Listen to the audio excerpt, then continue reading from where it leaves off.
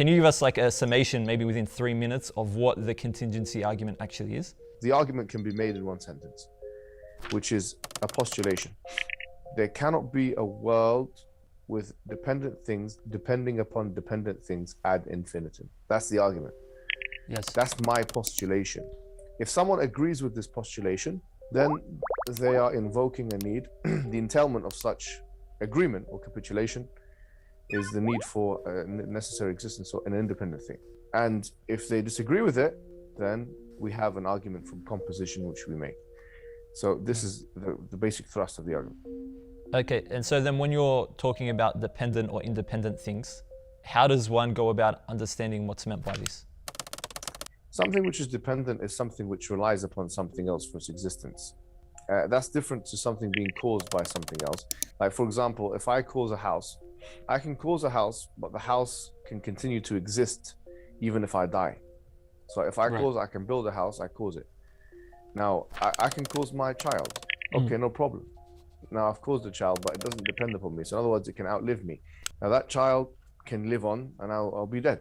So the child doesn't depend upon me, my existence for its own existence. So causation is defined as something which brings rise to phenomena.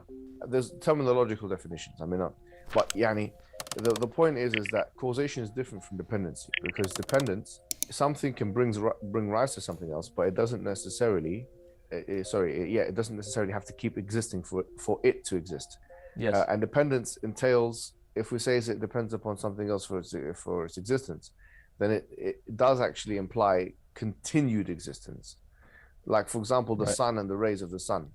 So the rays of the sun depend on the sun in order to continue existing. So that makes sense. This is a dependency relationship, not just a causal one. So what we're saying is we're focusing on dependency here. We're not focusing on causation. Although we can make the argument from causation, I don't think there's a problem. But we're for the sake of this brevity and conciseness, we just kind of So then how do you define independence? Is it just the opposite of dependence, or does it have its own definition outside of dependence? Well, independent is something which is self-sufficient. So we're talking about something which is self-sufficient, something which in and of itself requires nothing else in order to exist. And that everything else in this context depends upon it for its existence. Yes.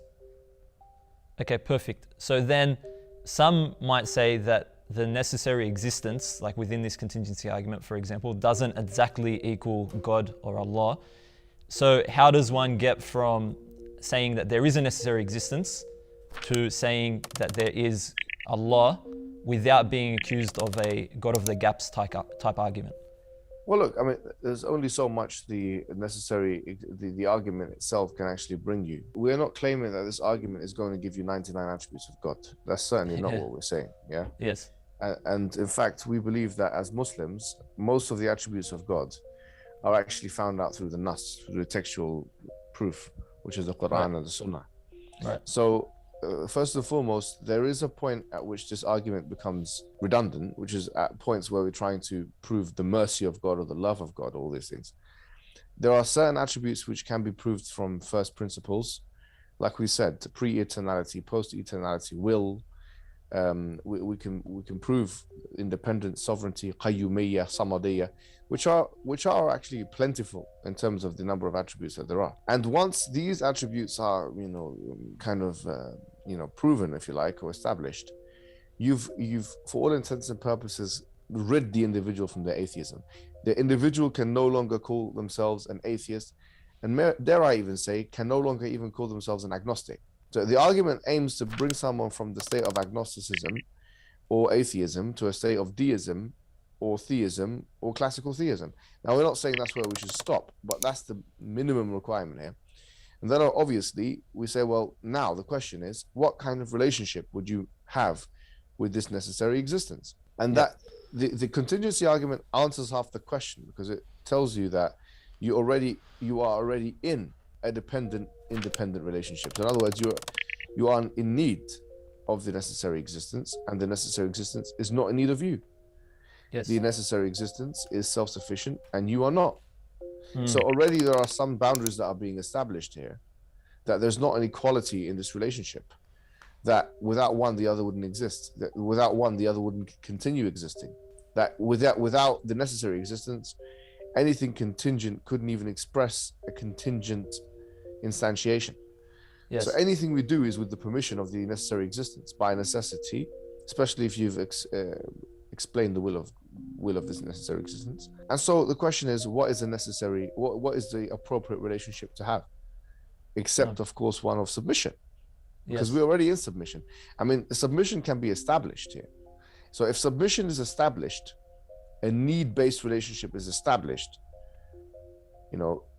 then we're already at a very, promising place. Yes. In which case, all that is really left to do, you've got all these attributes of God. You have the attributes of God, like, the will of God. You've got the pre-eternity of God, the post-eternity of God. You've got the self-sufficiency of God. You've got, the oneness of God, which, to be fair, needs a separate argumentation, which is that Allah did not have a son and that he doesn't have any ilah with him, any God with him. And had that been the case, that they would have tried to dominate one another and that they would have tried to outstrip one another. In other words, they cannot be two all-powerful entities. So once oneness is established, pre-eternity is established, post-eternity is established, self-sufficiency is established, will is established through particularization, and that's another argument. These are all different arguments we put. Once all of these things are established, the need-based relationship is established, now you're ready to make the argument for the Prophet Muhammad sallallahu alaihi wasallam being the true prophet of God, and the Quran being the word of God. That's what you're ready for now. And ipso facto, anything that comes from the Quran, therefore, is true. Yes. Because if the Quran is true, then anything that comes of in the Quran, especially in reference to who God is true.